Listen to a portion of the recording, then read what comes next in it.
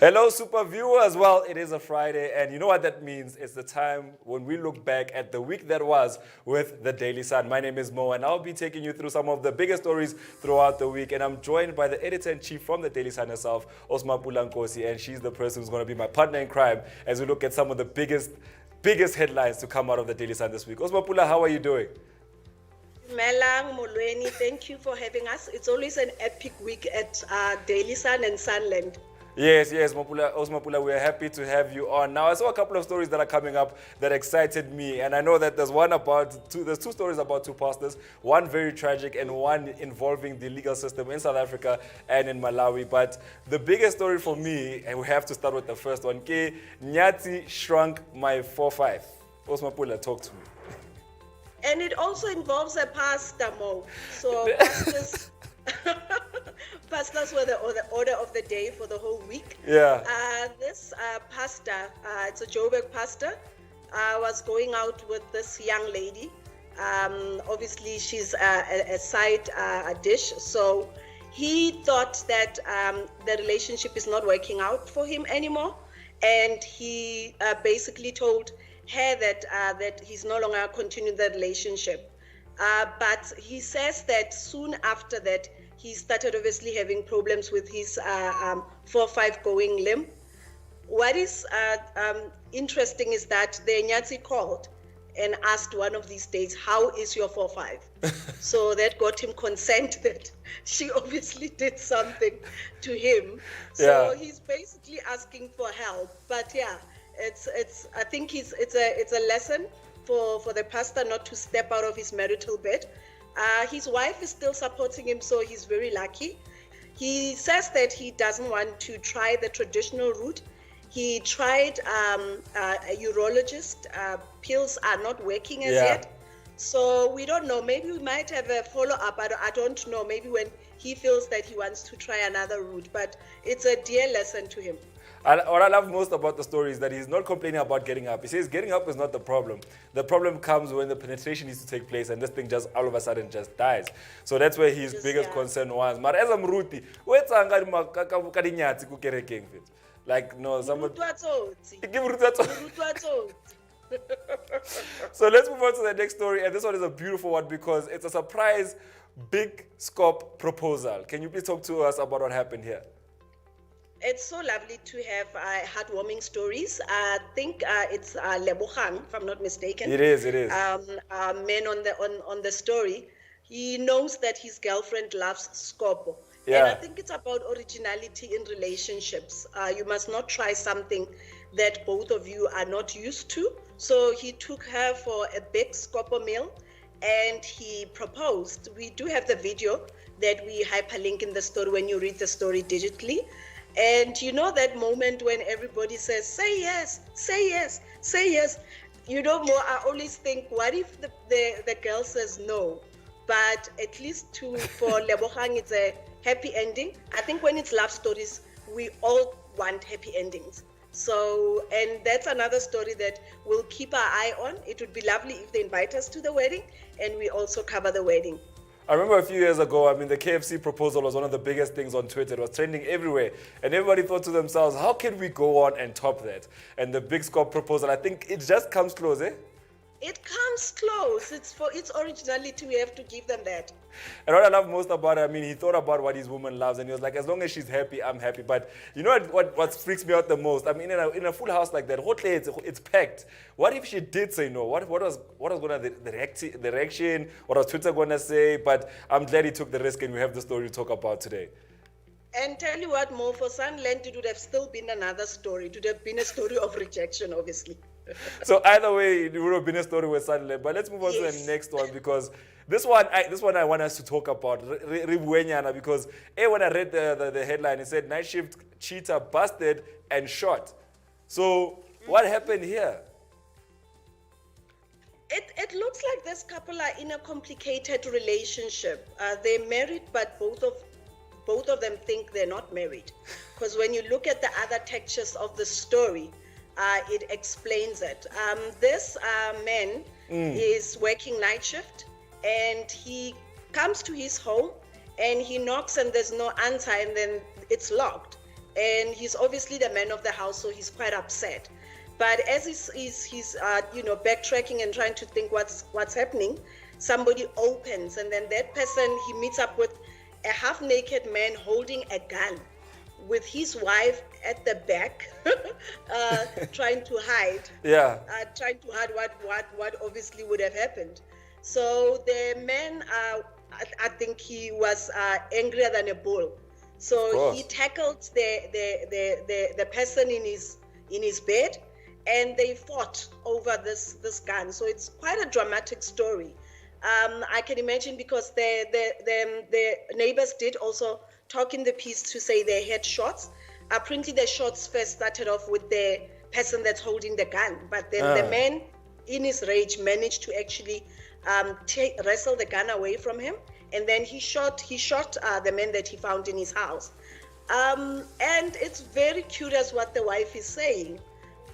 She's saying that the man is used to just disappearing, saying that he's going for night shift and disappearing for many periods, and the family also know that man is not reliable. So I think after being tired, she decided that she also wants to bring in somebody in the house, and unfortunately it didn't end well for them.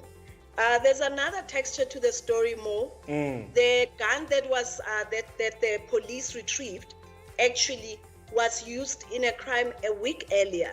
So that is interesting, this thing of unlicensed and illegal firearms, what they get up to, whether it's at nighttime or daytime, to ruin other people's lives. But it's a fascinating love triangle gone totally wrong. And the guy that was found in the marital bed is in hospital, probably with the Aka boy from the police, and because they're obviously now investigating if it's linked to the other crimes that the gun is linked to. It's a fascinating story. So when I went to the Daily Sun website to go read the story, I was very fascinated because towards the end of the story, now they're outlining the charges that they're pressing against this gentleman who was found half naked holding a gun in this man's house. And one of the charges was theft. And as I was reading it, I didn't read the context. I was like, why am I supposed to start theft? And then I was like, no, maybe it's because but the theft was because of that incident you talked about, the unlicensed firearm, and then also that firearm was linked with the crime that had happened earlier on. But not only that, he's also getting charged with attempted murder, because now there was five shots there was 5 shots that went off, 2 inside the house, 3 outside, which means that he had an intent to kill. So it's not a happy ending at all.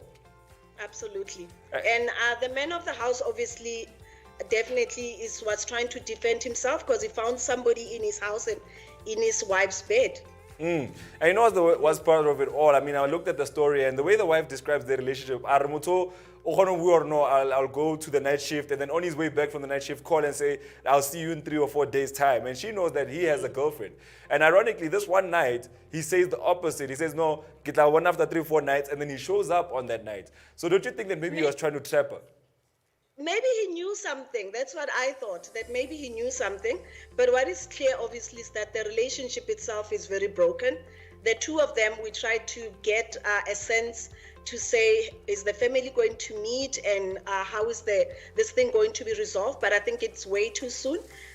Readers and viewers have to wait until maybe we do another follow-up on the story. It's a fascinating one as well. It's a very fascinating story. Let's move on to the next one, Mapula. This is the one that we wanted to talk about. Now, this one, somebody moved out of back room. I need to go clean up and get someone in there, only to find a surprise, and that's underwear that's wrapped in a lock, and a female's underwear. Mapula, can you talk to us about that one?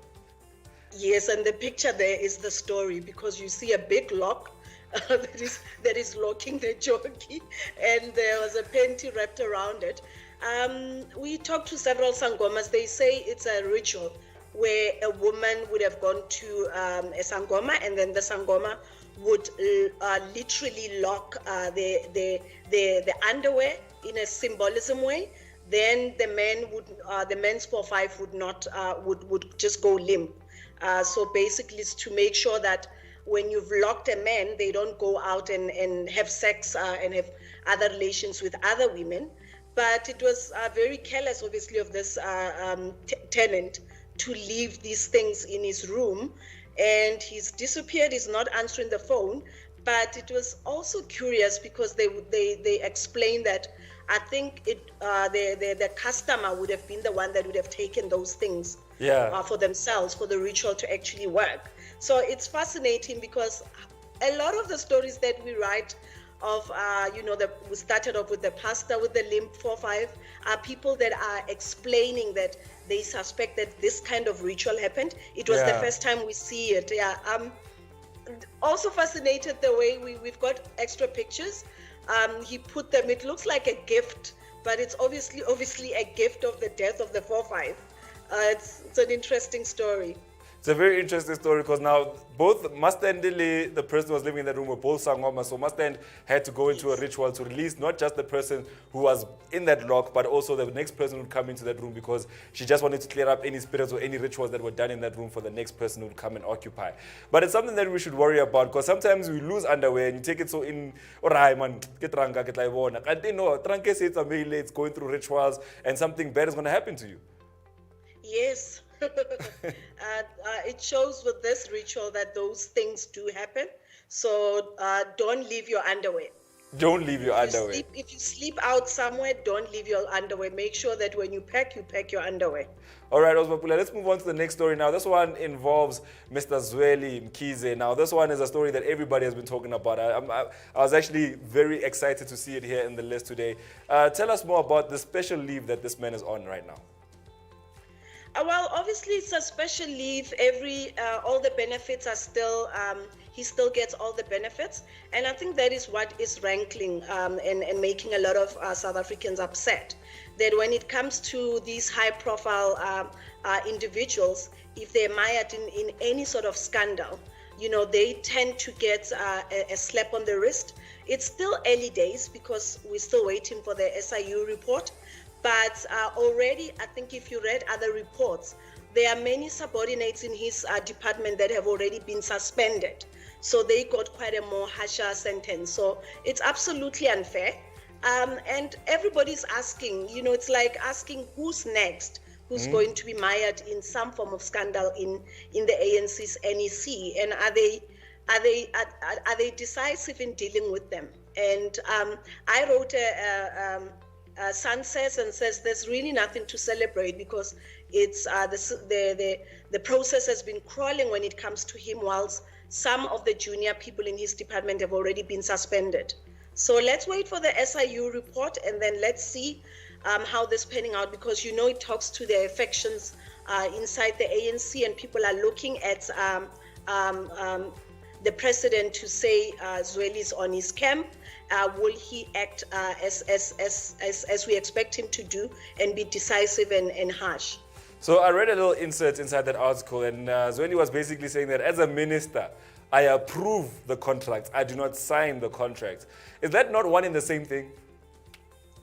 I think at the end of the day, political accountability is what matters. Because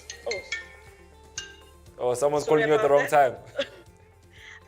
What matters is that as where the buck stops, that's where accountability should actually start. And the person at the top is the one that actually should be held most accountable. So, for me, he needs to account still. And I can't wait for the SIU report. And I was also curious how he handled the last press conference, because he was at pains to explain that it's a special leave. And for me, it was like he sounded a bit entitled or a bit privileged, to be in a bit of a more privileged position. Yeah.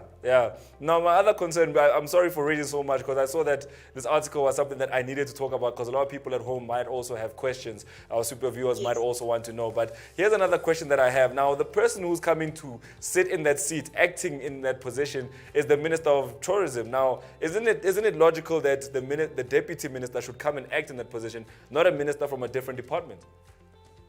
They've done it either way. Often they would get the deputy to do, but then often they would also just rope in another minister. But I think we're looking at a process that might take longer. So it did raise questions to say, is it because maybe in the department they want space and time to actually look at everybody? So Yeah. including the deputy. The deputy works obviously very closely Yes, with the yes. minister. And Yes. your previous question when you said about approval is that, for example, if I'm the editor and approving the page, Yes. I might still be happy that there are people under me that have advised me, but I do have that overall responsibility that is greater than anybody else that has signed before me. So in Yes. this instance, my reading of it is that maybe they want to have a bit of a leeway to see if they can clean out everybody. So they're going to question everybody. So maybe that's not a bad thing. That's a good thing that everybody now is under question.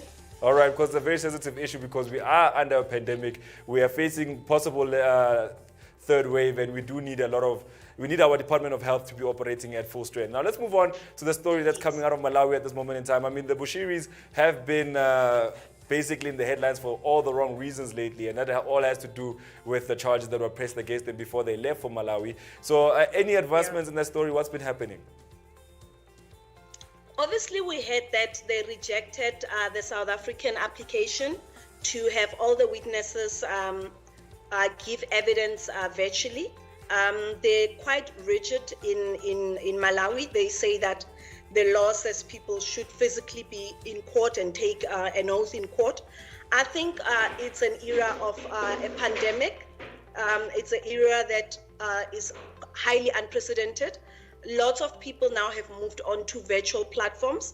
So people had expected that because it's done everywhere around the world, it is done in South Africa. You've seen also with the Commission of Inquiry, for example, people that are uncomfortable to, that feel that they might have comorbidities or they are uncomfortable about COVID rules and protocols. Those people are allowed to actually give evidence virtually. But in this instance, the Malawian government is insisting.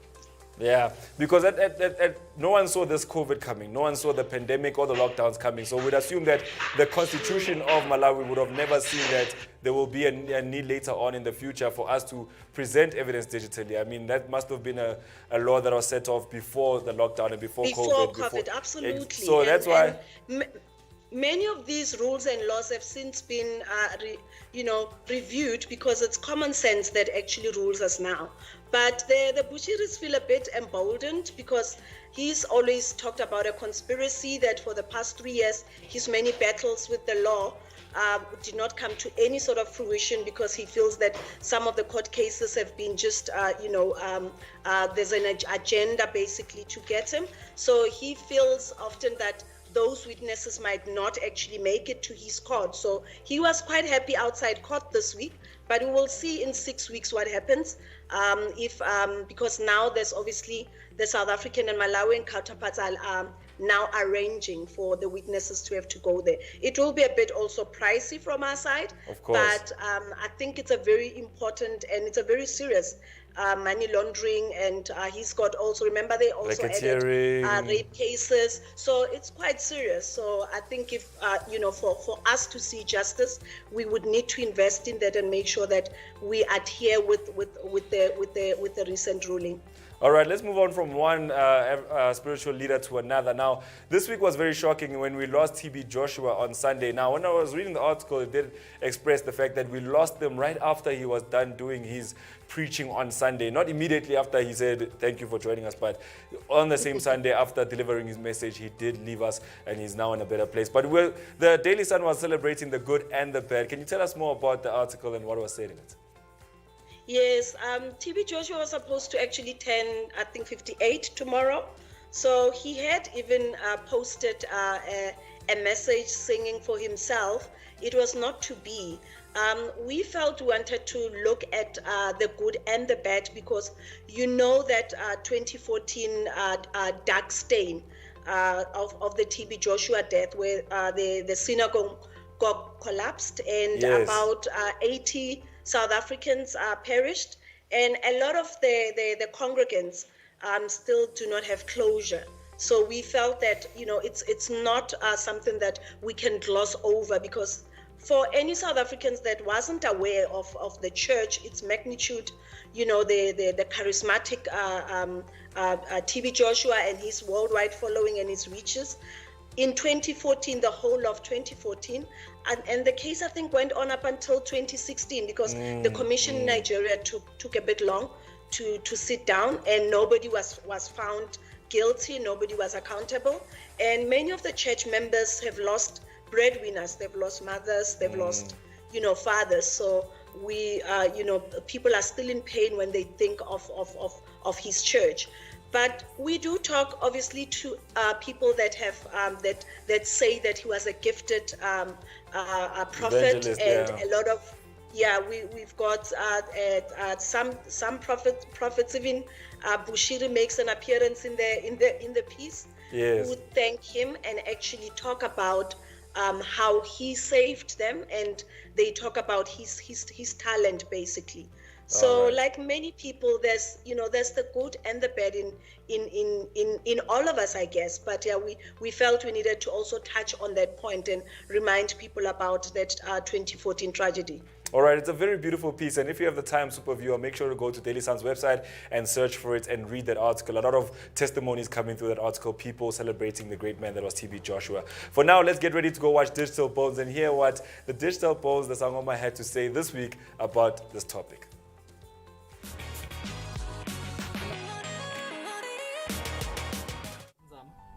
Sinerida la uthi njalo yena maye bhekene nedanger ephushweni usithola akwazi ukundiza abaleke.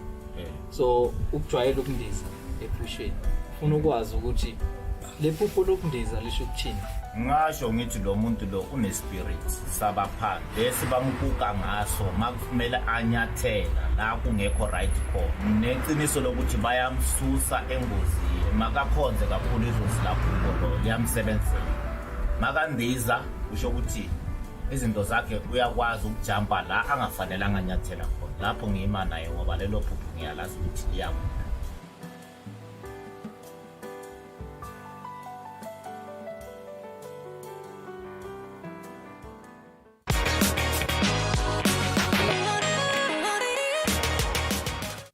Well, welcome back. Now, that was the Digital Bones. Mapula, you heard it. When you're dreaming about flight, it means that you have a spiritual intervention that's coming in and lifting you away from that danger you might have stepped in. So what are your thoughts about this week's Digital Bones? Found it quite interesting because people, I think the reader that actually posed the question posted from even a position of fear, because we don't have wings, we don't fly. So I guess when you have that type of dream, when you wake up a bit startled and wondering what it could mean. And the flying, sometimes people say they've got dreams flying, then they fall.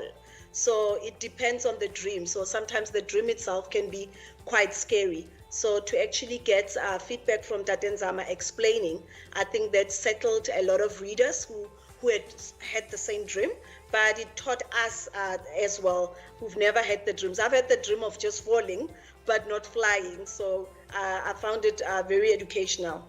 Yes, it's always educational when you watch Digital Bones. Mapula, you did mention before the show started that the 2nd of July is a very special day. Can you tell the viewers at home what's so special about the 2nd of July?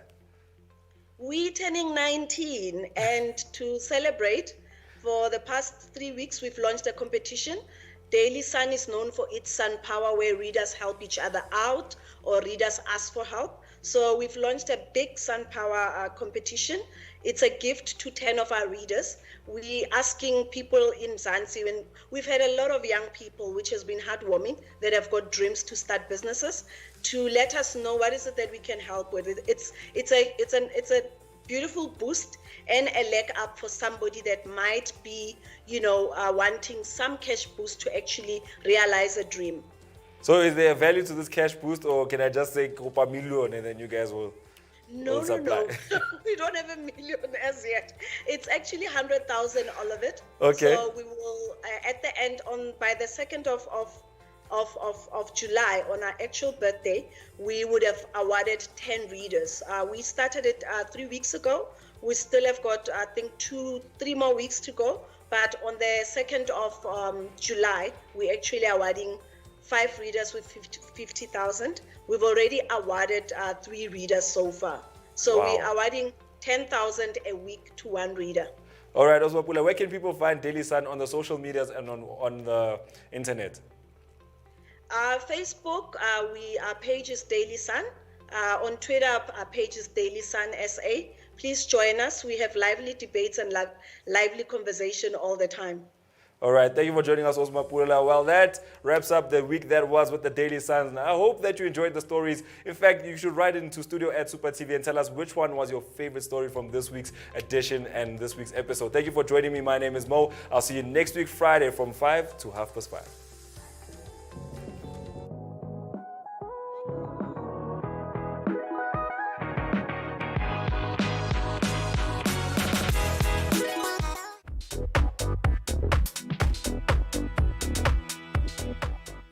You're locked into Super TV. Only on OpenView, channel 150.